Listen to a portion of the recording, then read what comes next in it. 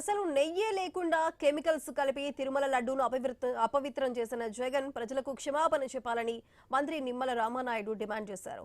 పాలకొల్లు నియోజకవర్గంలో 23 గ్రామాల్లో దాదాపు 4.5 కోట్లతో రోడ్లు, డ్రైన్ల అభివృద్ధి పనులకు మంత్రి శంకుస్థాపన చేశారు.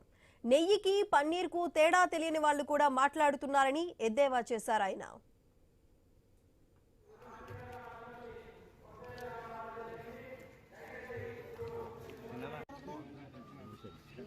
మినిస్టర్ వెంకటేశ్వర స్వామి కలిగే దైవం అయినటువంటి ఆయన పటాన్ని ఒక పేపర్ మాదిరిగా, వెంకటేశ్వర స్వామి వారి యొక్క పటాన్ని ఒక ప్లే కార్డు మాదిరిగా నిన్న మండలిలో వాళ్ళ ఎవరైతే సభ్యులు చూసినటువంటి వైఖరి చూసి ప్రపంచం అంతా కూడా విస్తుపోయినటువంటి పరిస్థితి. బూట్లతోటి, షూలతోటి ఎంత దారుణం అంటే మా కళ్ళారా మేము చూసాం.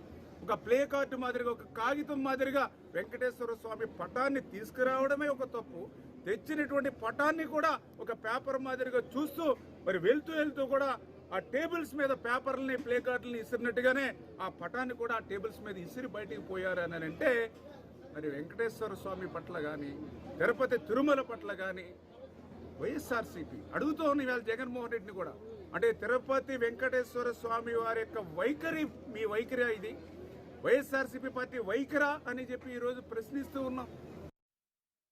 అంటే ఒక వెంకటేశ్వర స్వామి కలిగే దైవం అయినటువంటి ఆయన పటాన్ని ఒక పేపర్ మాదిరిగా